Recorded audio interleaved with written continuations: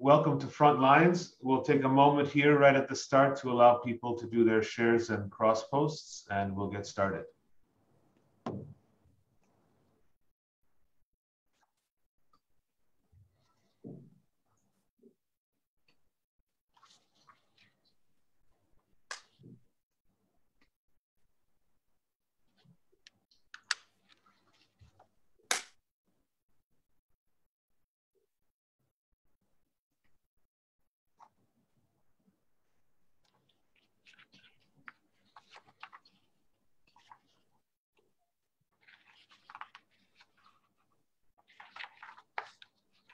Welcome to our viewers from across the United States and Canada, throughout the Middle East, Australia, as well as Europe, and of course, from Armenia and Artsakh. We are at a very peculiar and indeed surreal time in Armenian history, and we're living those moments. We have been living those moments since the beginning of the war, September 7, 2020. And as the days, weeks, and months progress, the dire nature of the outcome only becomes more apparent. Without an extended introduction so that we can get into the matters involving the border issues, Sյունիք, and related issues with our guest today, I'll pass it on to Garo to make a brief introduction so we can jump right into the issues today. Thank you, Karnik. Good morning, fellow Armenians in Armenia and Artsakh, and good day around the globe. Our guest is a frequent guest, unfortunately a frequent guest, because there's frequently things that have to be discussed with none other than the human rights defender of the Republic of Armenia, our friend and yours, Ombudsman Arman Tatoyan. Arman, Karnik, go for it. Yeah. If we can, Arman, if we can begin right away with your last visit to the border regions and the issue regarding Sevlij and the issues that are on the table right now regarding the incursion of Azerbaijani forces inside 3.5 kilometers of the Armenian border.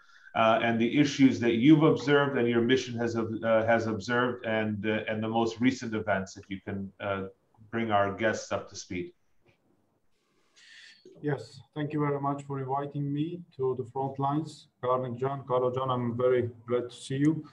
And thank you for choosing this very important topic related to the protection of the rights of our border residents in Sյունիք and Գեղարքունիք.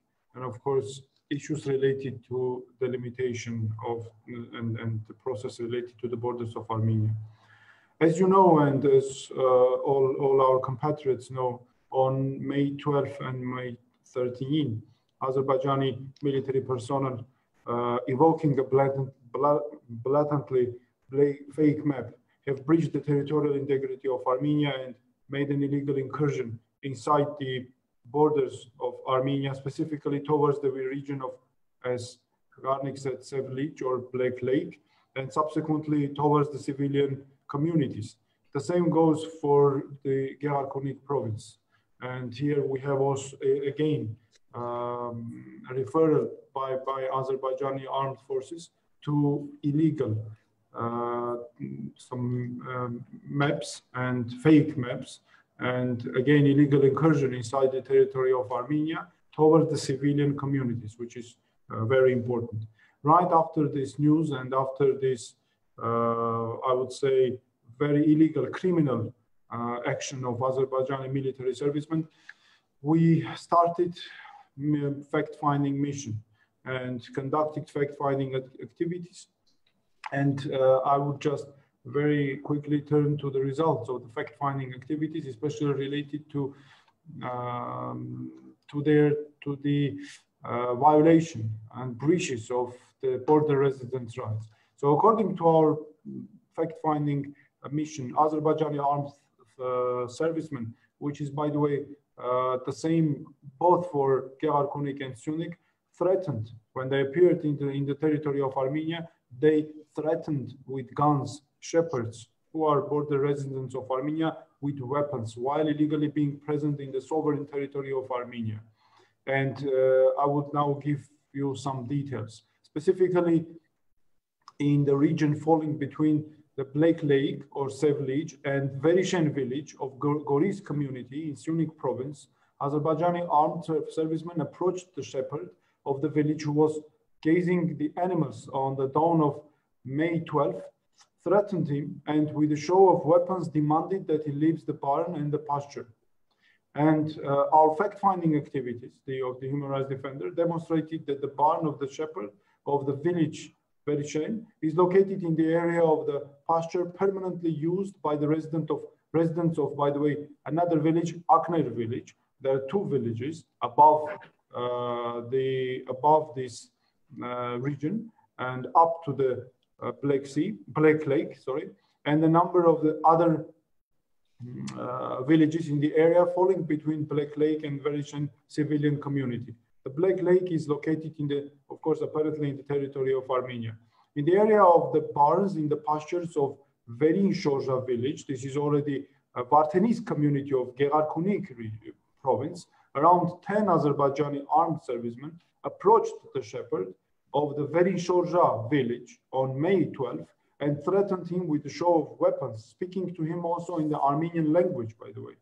On the same day, when 6 shepherds from Vartenis and Ayrk, from Vartenis community, which is basically the city, but considered the community uniting also several villages.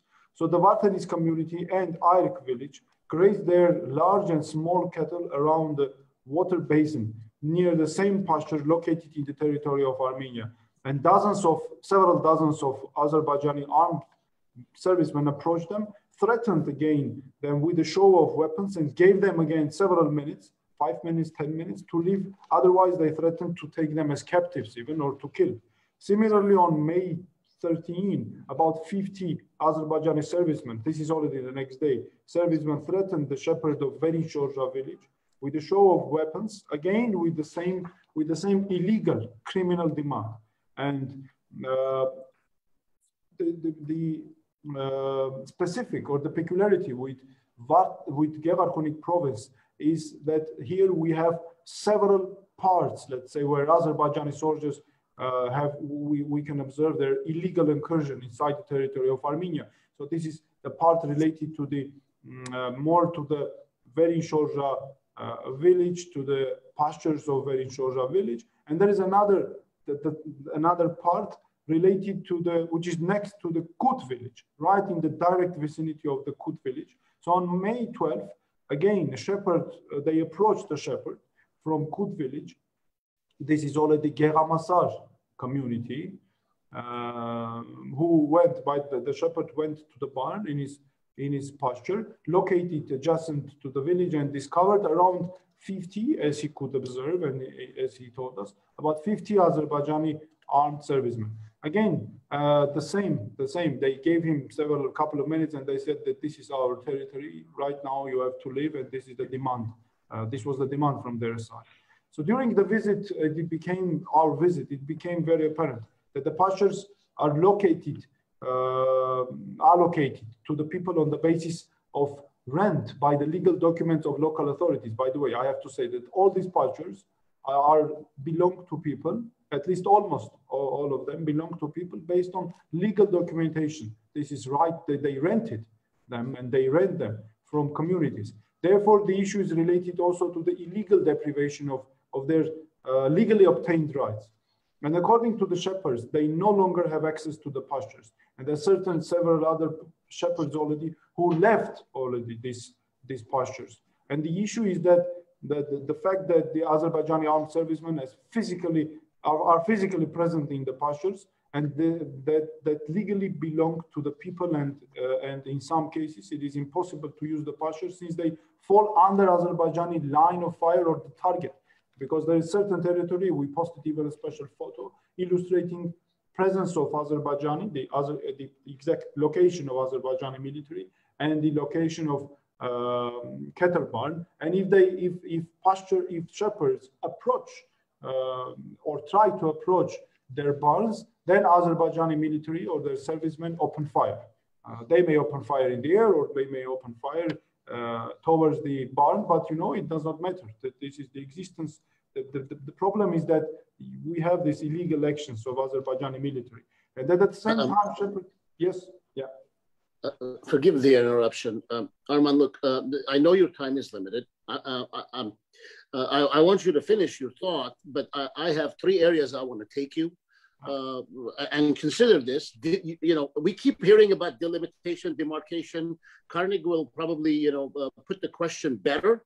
But we hear from you repeatedly, security zone, security zone, security zone, and how the process of delimitation and demarcation will take years, sometimes decades.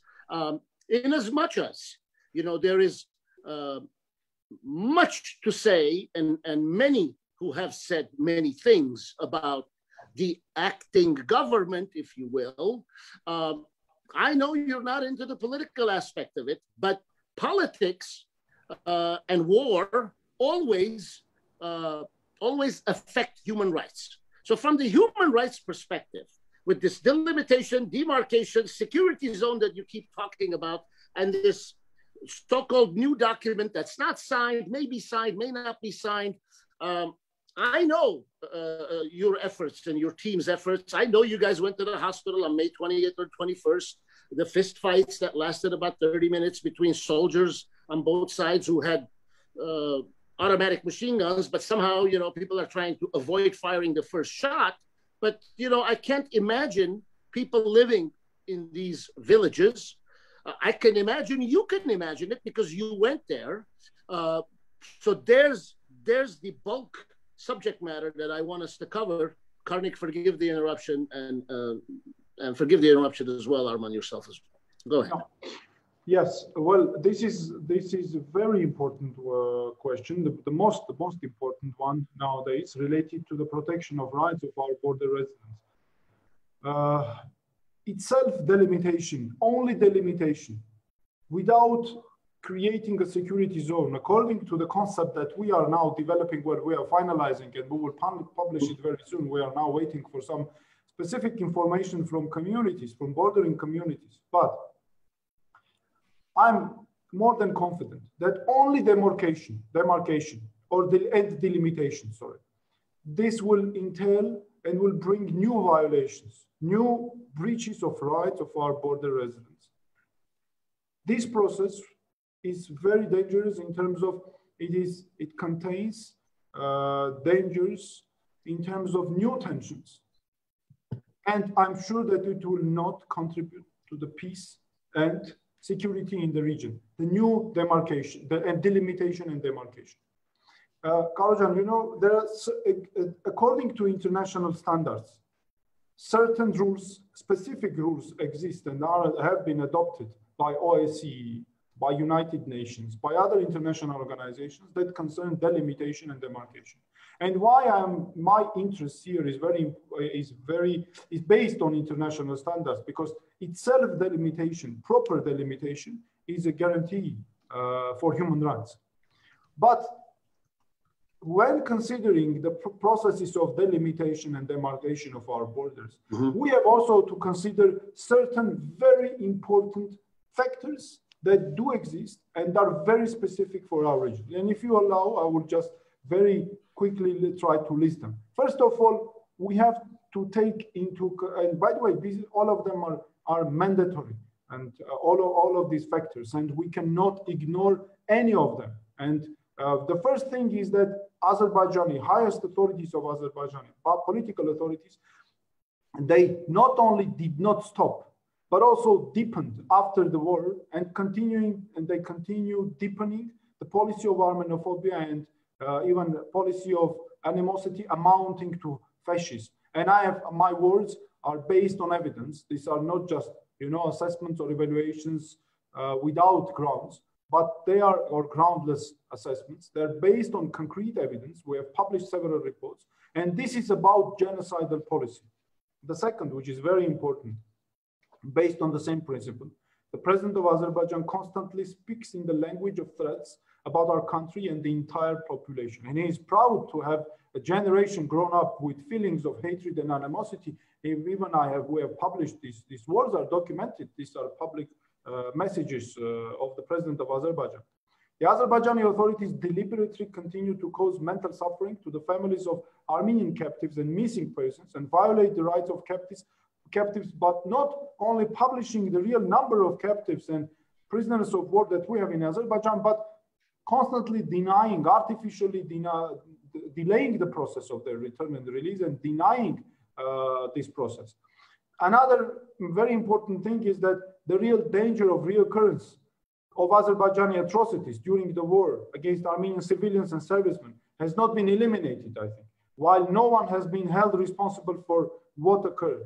The Azerbaijani armed servicemen are present illegally in the sovereign territory of Armenia, and because of their presence, rights of constitutionally recognized and internationally recognized rights are violated. And the problem is that, again, this very much creates problems for the peace and security in the region.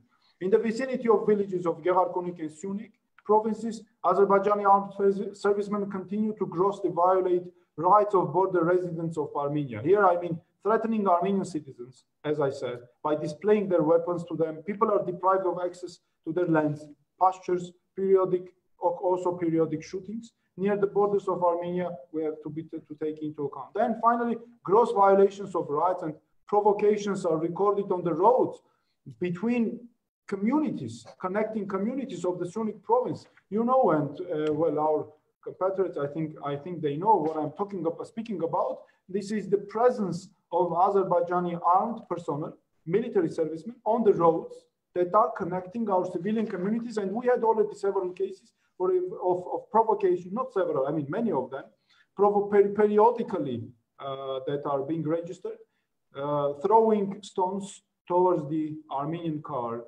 then dragging and beating by Azerbaijani military servicemen, an Armenian shepherd in the village, next to village Aravus of Teh community. And itself, their presence on the roads is done, I think, to intimidate our people, because of this presence on the roads, people even refrain to travel from this, to use these roads. That is why I think these factors bring me to an idea that a security zone must be created. It means the removal, they should be removed, Azerbaijani armed forces, their flags and signs from those locations, from those places where they are now located. You know, I will now try to explain also in another way, in a different way.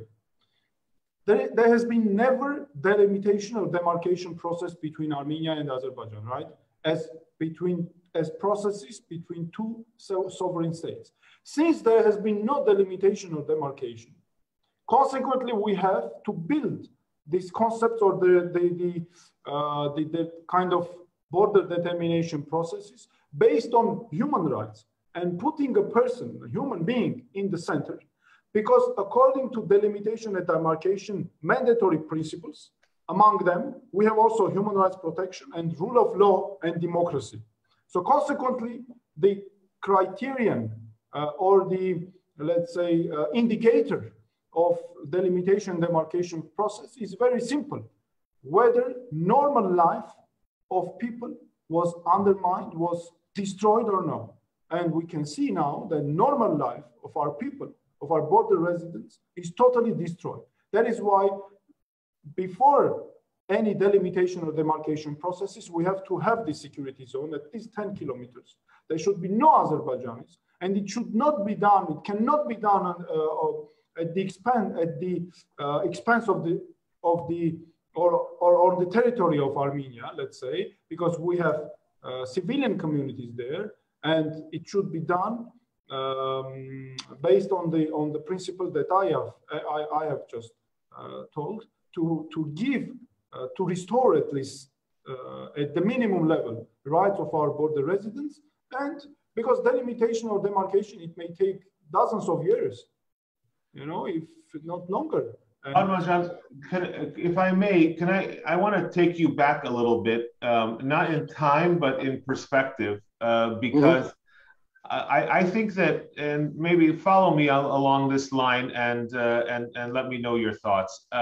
I think that there's a much bigger game going on in this particular instance. We have spoken a number of times regarding the speed with which Azerbaijan and Aliyev have been trying to push issues post the November 9th statement. And we have spoken, in fact, the idea of the security zone in some ways slows that process, the speed by which the process is being pushed by the Azerbaijanis. There's been a lot of discussion, as Garo had mentioned, about an agreement that may have been signed, may not have been signed, exists or may not exist, and discussions regarding those.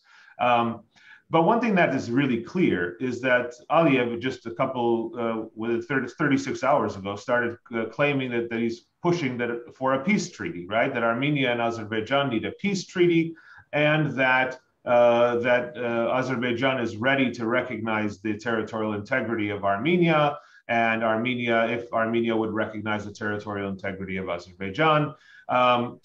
I have a couple of issues with this, and I guess I'm coming in from the perspective of an international lawyer here, and I want to get your thoughts on this. It is really possible that in the game of border delimitation, demarcation, in this game and in these agreements that may or may not be signed, we lose something even bigger in this game. Because if there is a recognition, and you can correct me if I'm wrong, Arman, if there's a recognition by Armenia of the borders of Azerbaijan, that is in and of itself a recognition that Artsakh lies inside those borders, and therefore it really speaks strongly to the narrative that Aliyev has been trying to argue from the beginning from the November 9th statement.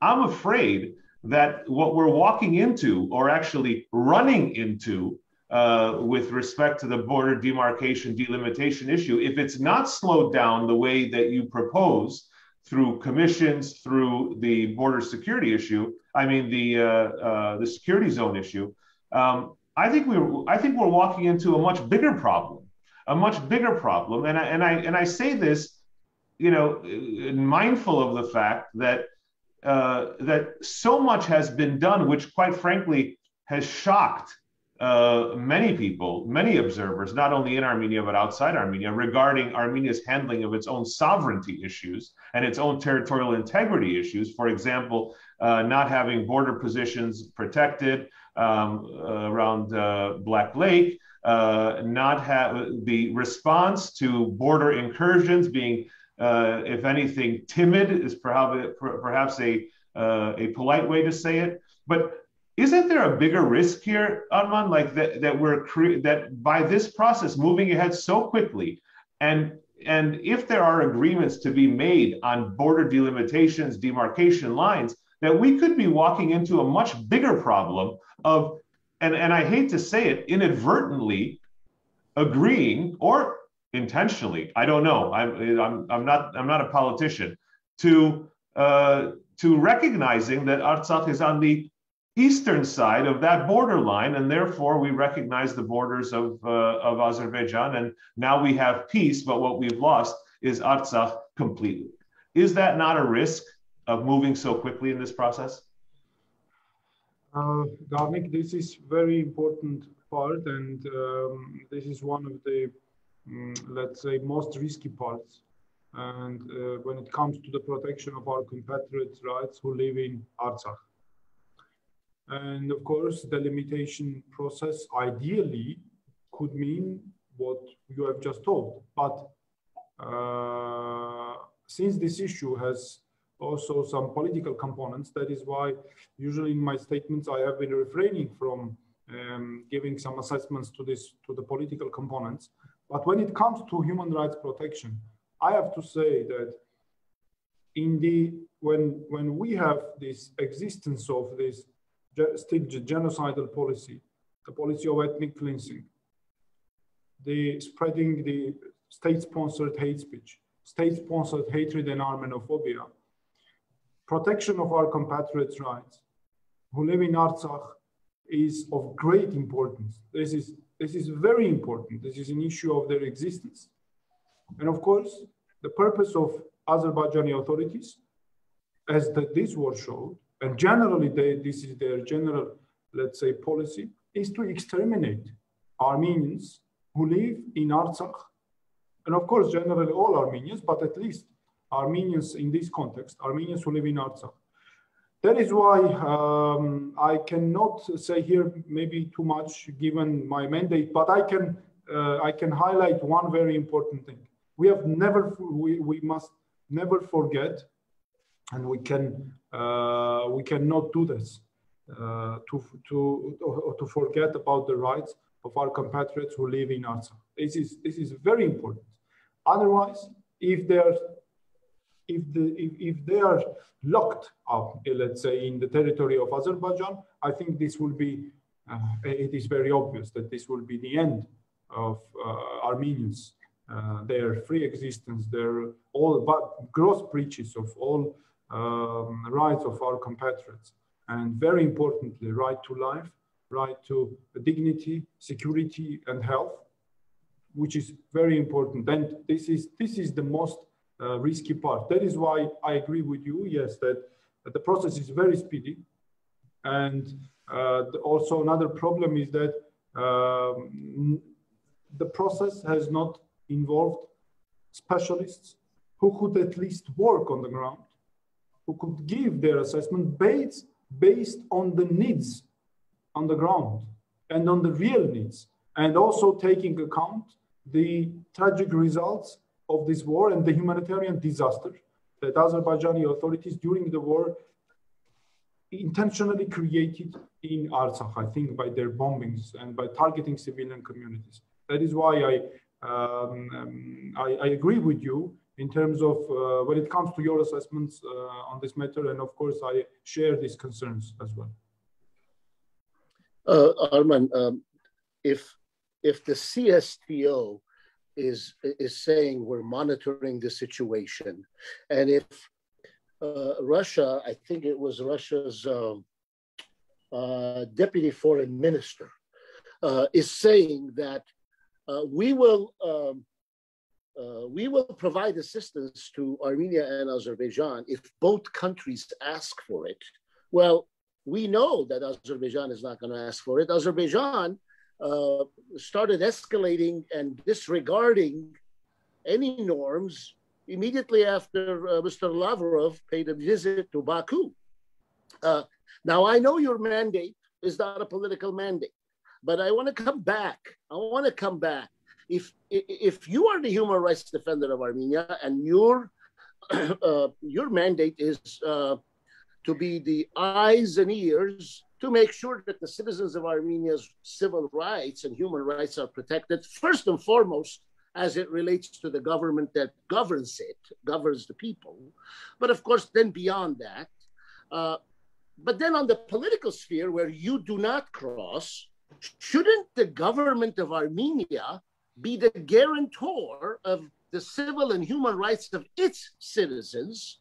And I'm specifically in this instance referring to what's going on at the border, what's going on in terms of discourse with Moscow, what's going on in terms of talk about setting up commissions and of Azerbaijan and Armenia to try and figure out this latest 6-point document. But in all of this, you know, on the 6 months after the offensive onto Artsakh and thousands of casualties, civilian mostly, unnecessary. There's no such thing as a necessary casualty, but civilian mostly casualties, infrastructure, cultural monuments and whatnot. Are we really now, 6 months later, going to allow that dark chapter of our history just 6 months ago to be repeated in Shyunik, Gեղarkunikum, and in all those villages that many of us have traveled on our way to Artsakh, and we turn and make a sharp left, and on the right there's this man-made little sandy hills, and the village right next to Barir Sevag's home, and all the other villages are supposed to be coming under threat. And what is going on? Who holds the government accountable when it comes to human and civil rights violations of its citizens. I hate to put it that way, but it is the only way that I could describe it. Arjan, as you very rightly mentioned, there is too much uncertainty. So this was the context of your question, as I see. But let me first say that, of course, I do not have any political mandate, so I cannot give any thoughts on this matter. But what I can say that this is a fact. Many rights of our border residents, and not only border residents, by the way, of all our citizens even, they remain grossly violated. Many rights are under real danger because of this so-called border, or, I don't know, determination, border process, or call whatever you want. But this is an illegal process which resulted in violation, gross violation of the rights of all our citizens, entire population of Armenia. And of course, we can say here also, join here, Artsakh, our compatriots who live in Artsakh, because there are also some problems. Another, and as you very rightly said, by the way, the purpose of Azerbaijan, what do comprise their genocidal policy? This is not only physical extermination of people, their torture, etc., but destruction of Armenian cultural heritage, religious heritage, which is also very important, and they do comprise these components of genocidal policy, and deeply rooted, by the way. Now, when it comes to here to Armenia, the problem is that there is a huge amount of uncertainty, ambiguity. People do not know what will happen tomorrow or the day after tomorrow or today. And you know, I think this is why I'm here. I think that the government should change its policy in terms of providing proper information to the society, to the public, to be as predictable as it is possible. Because what is the problem? If the government stays passive, then eventually the government becomes the victim of its own passiveness. Why? What I mean here, I will try to explain in at least with one or two sentences. You know, if the government is silent on many issues, since this issue is very, very crucial and it interests every person who lives in Armenia, of course, other Armenians as well who live outside of this country, this vacuum is filled with too much wrong information, fake news, you know, and it creates a later tension, eventually in the end, tension in the society, because, and also it also results in increasing authority, so to say, of unofficial sources of information, because people then try to get information from different sources.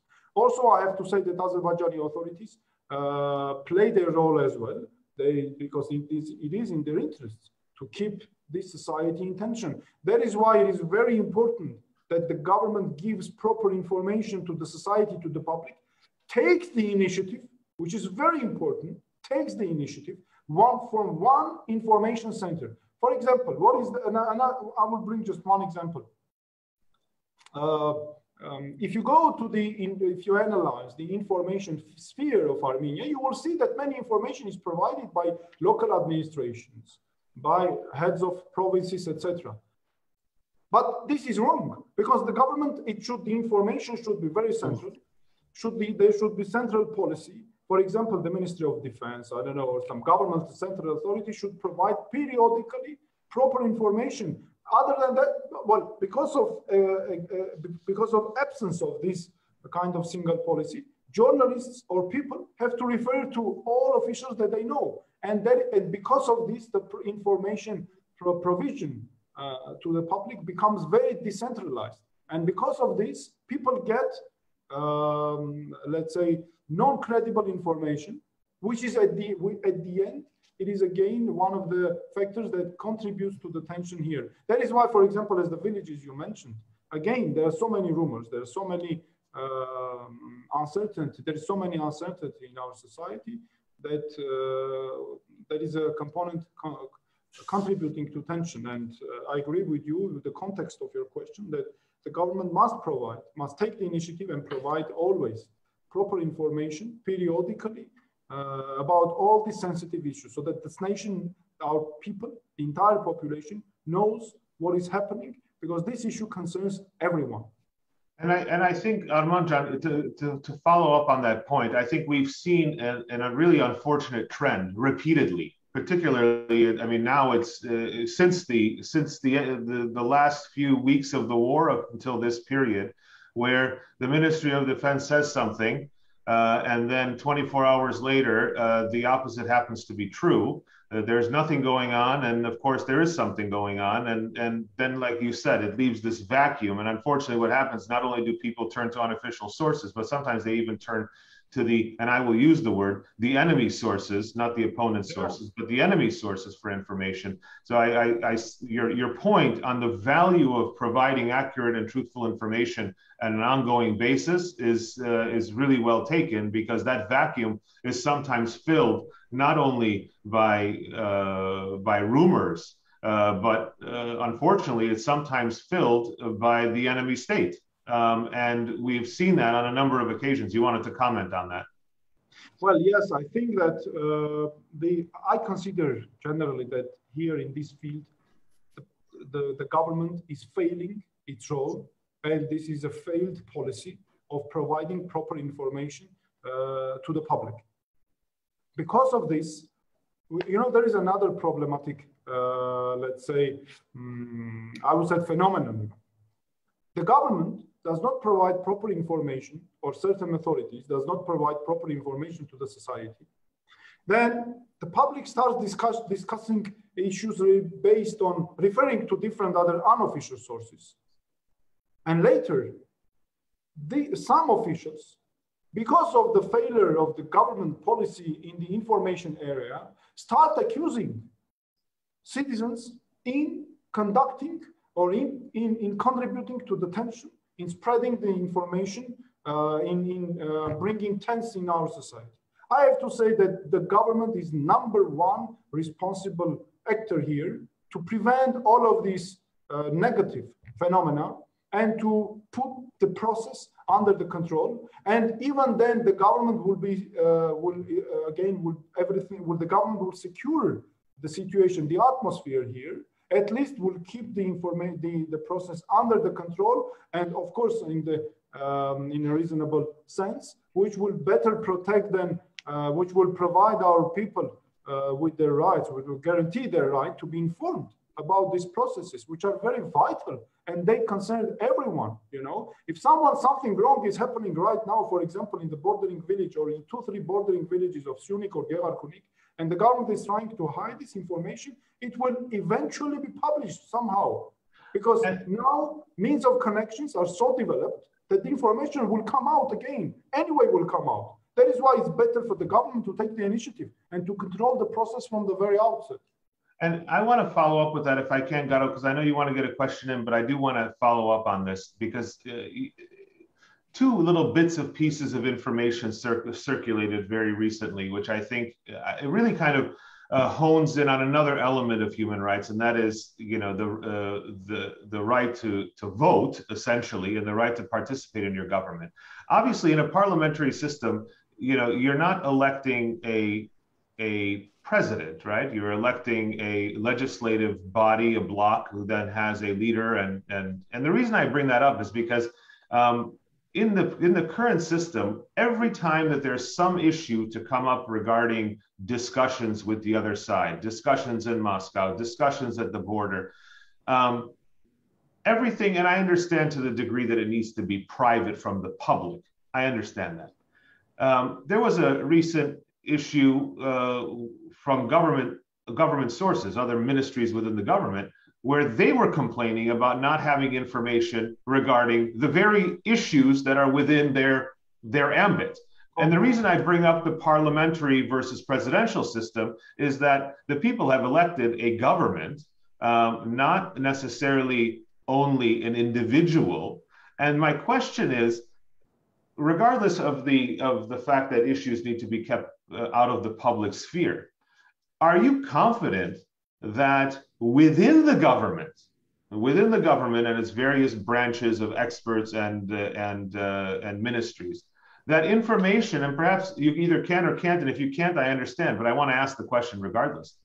Does the government itself, its own bureaucrats, its own technocrats, its own experts within the government know what is actually happening in these private or confidential discussions? Because it seems to be from the outside that when people from the ministries say, speak out and say they don't know about this or they didn't know about this, that begs the question, perhaps they don't.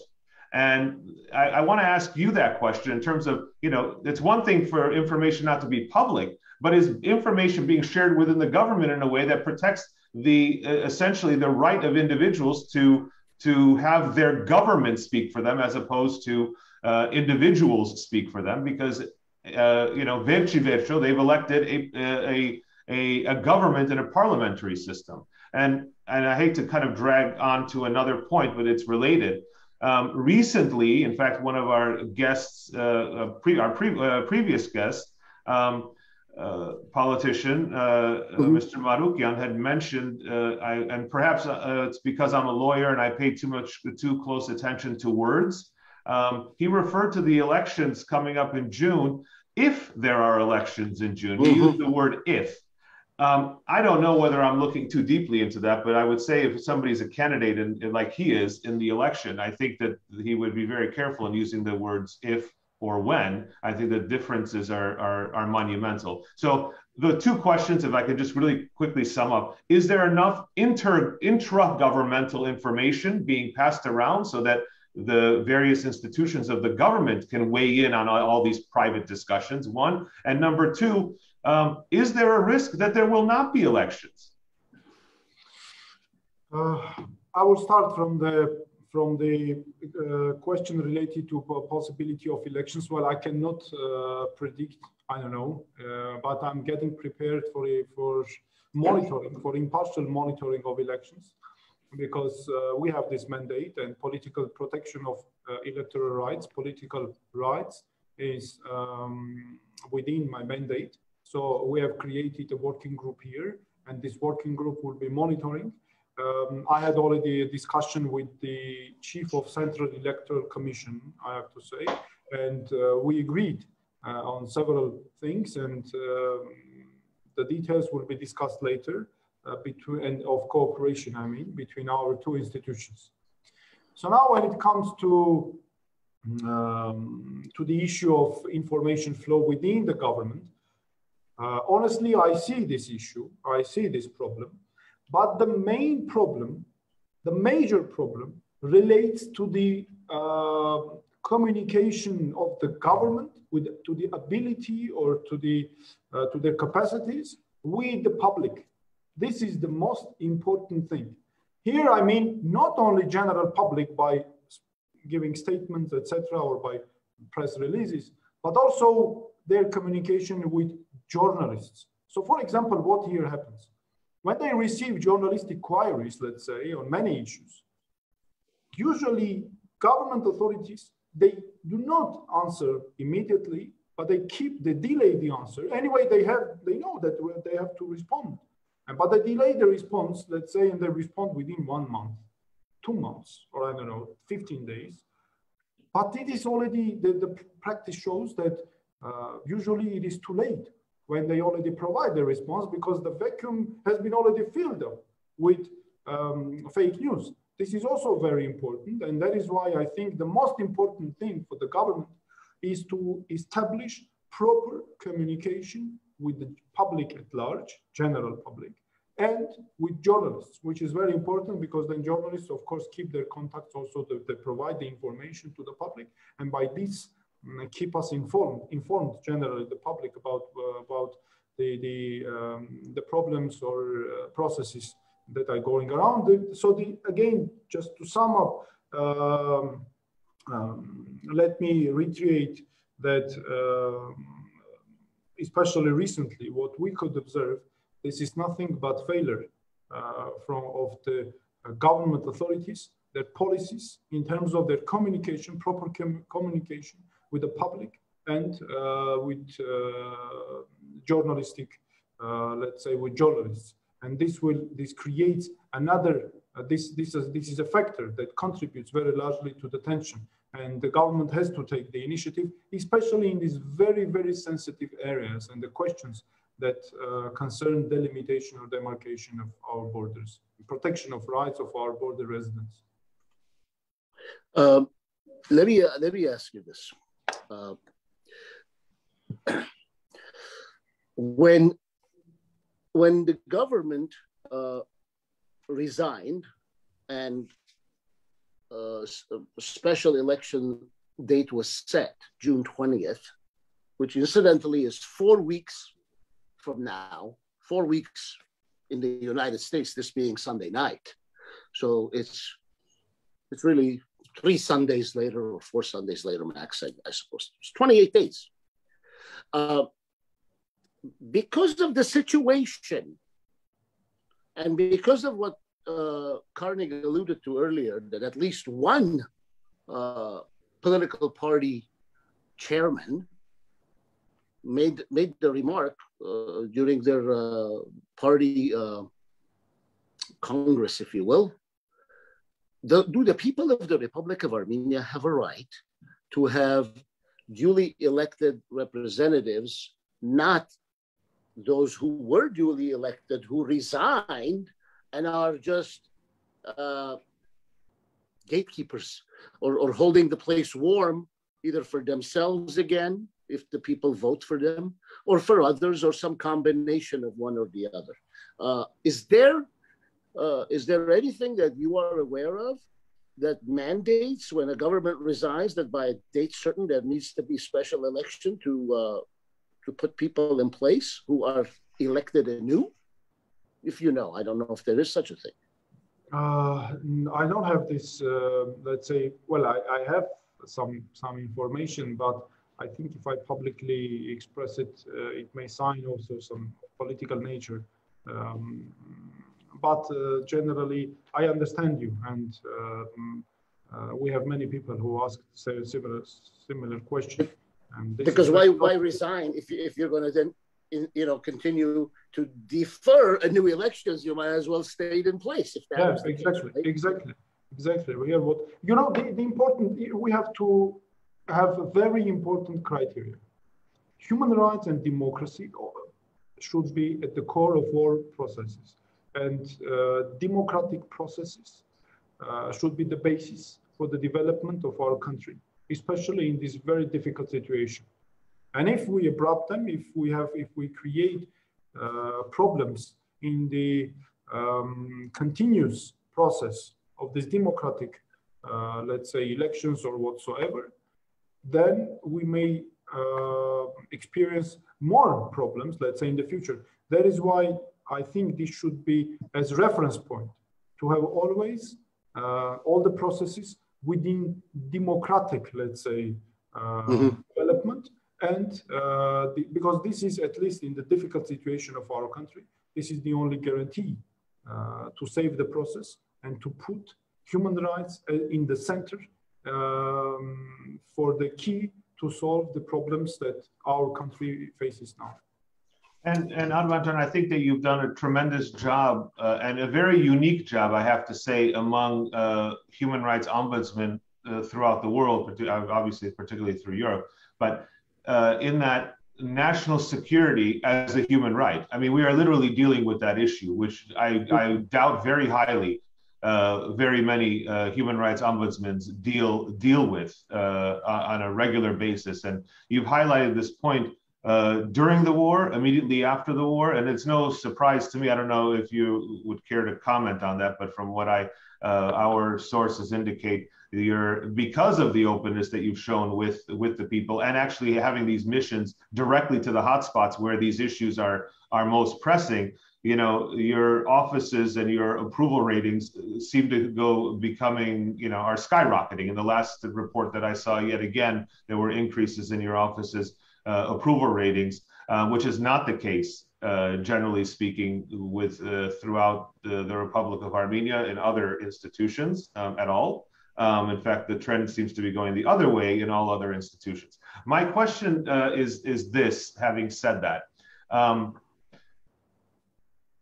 you were the first really to highlight as a human right the national security crisis on individual human beings. This is a very interesting approach because it hasn't really been done because the issue had never been there really in this particular instance.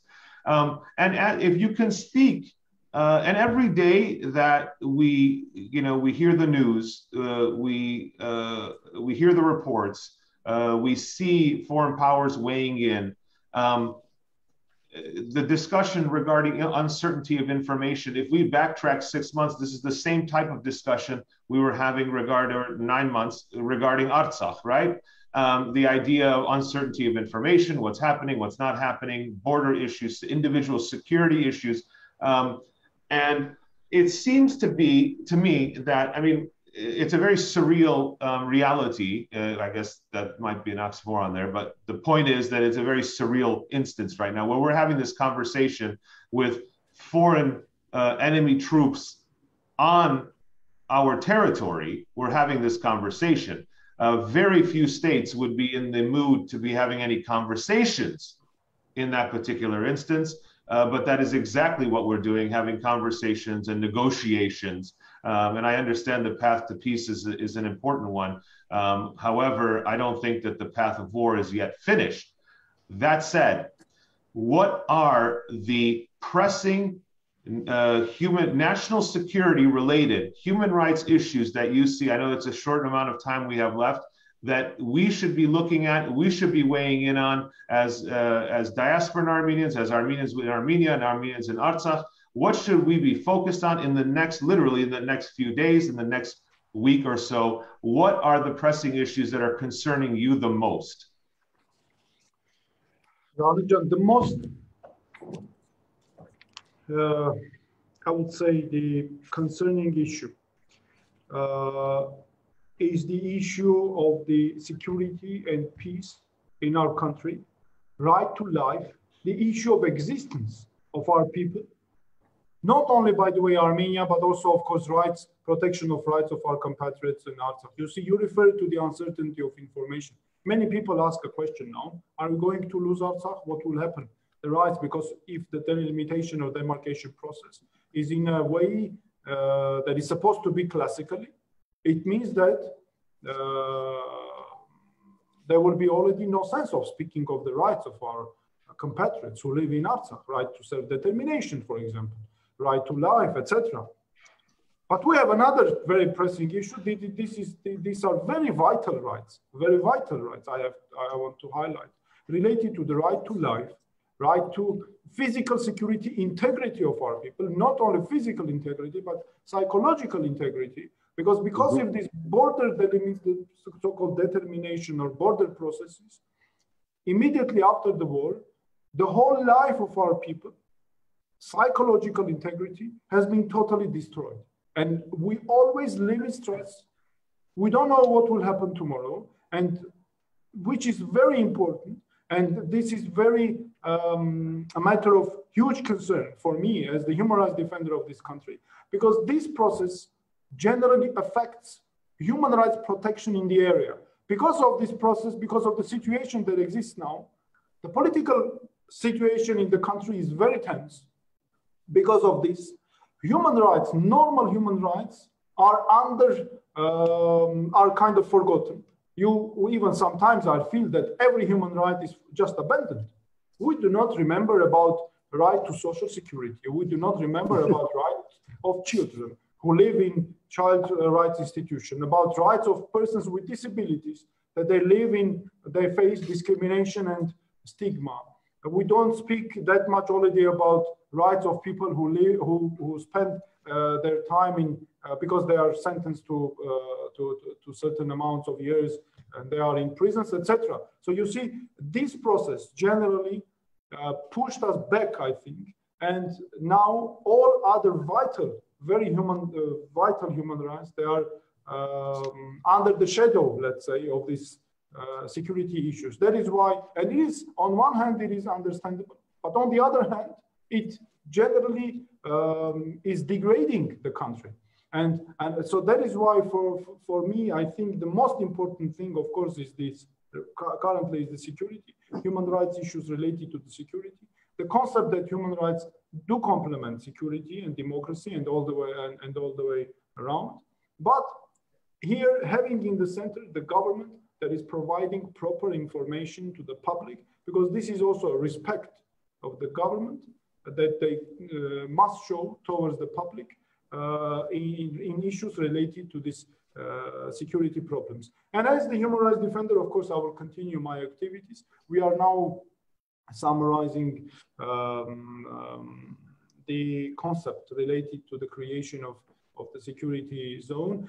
Well, you know, I'm not a romantic, of course, and when it comes to these issues, and I'm too naive, and I understand that the security zone maybe will not be created tomorrow, but at least we have to show the legal grounds, you know, the evidence that create the absolute need for this security zone. That is why even I publicly referred, I called upon our powerful diaspora to help the human rights defender, to assist the human rights defender in terms of bringing up these problems, these facts, human rights gross violations and breaches to the attention of the world.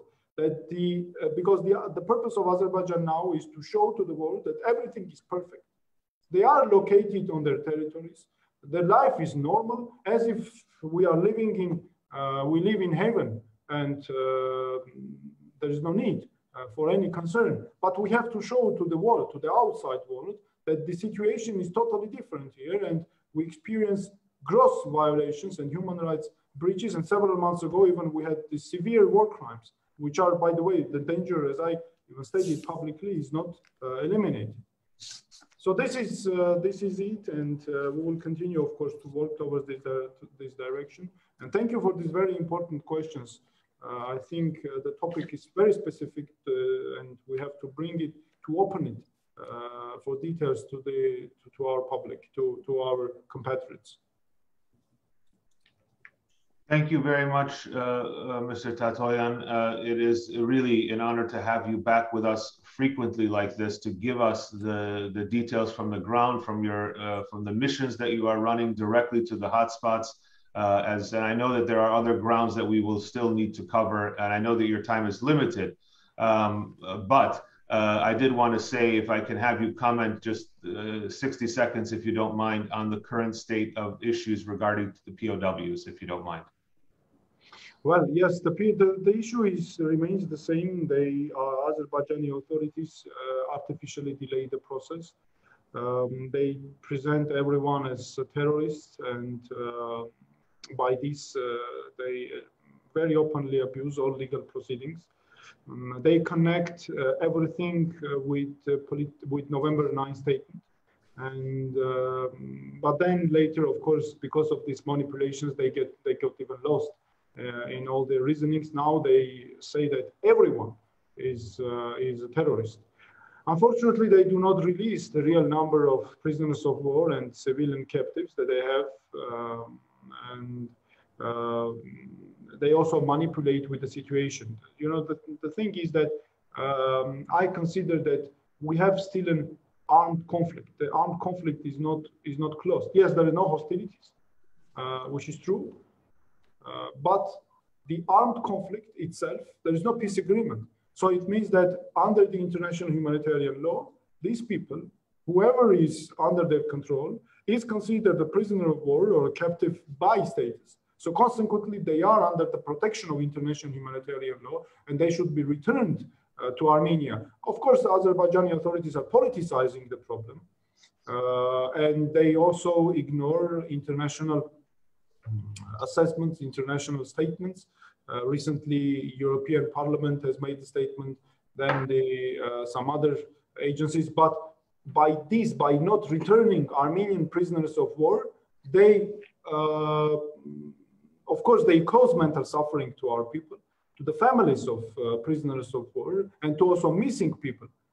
But by this, they are also deepening the animosity and Armenophobia. And I cannot imagine how they speak about peace when they do not return release and return Armenian prisoners of war. This is what are also bringing to the attention of international community. Recently, there was an initiative from international community already to start a peace building process. But they chose also the human rights institution as one of the main interlocutors. But my response is very simple here. There should be certain preconditions to start peace building process. When you have prisoners of war illegally being held in Azerbaijan, all the animosity, etc., how they can speak, we can speak about peace. That is why I'm saying that the peace is the highest value for us, but we have to be very careful in terms of fake, because we have been always facing fake peace building from the Azerbaijani authorities. This is it, and they are politicizing the issue, of course, apparently of prisoners of war, and but we have to continue working, of course, because every minute, every second, it's very important that our compatriots spend. We have to protect their rights and to save them, let's say, from the captivity, because all of us, we can imagine their situation in Azerbaijan, and also very importantly, the situation and the health status and the psychological status of their families here in Armenia. Arman, thank you so much for always putting principle in your practice, because it has made all the difference in giving perspective, proper perspective to the issues that we're seeing today, and making sense of that. And with that, I want to pass it over to Garo to make his closing remarks, because I know, Arman, you have a meeting that you are now a few minutes late for, as it is. I want to thank you, Arman, on behalf of countless Armenians globally, and of course in the homeland, for your continuing, relentless, and unsparing efforts. We did not get around to talking about your trip to Moscow. We did not get around to talking about your upcoming trips, of which Carnegie and I are aware, in the days and weeks ahead, and your ongoing efforts on all fronts. I wanted to say in closing, I wanted to quote you actually, which you actually referred to. You wrote, "Peace is the highest value for us, but we must not allow Azerbaijani authorities to muddle us with fake peace process."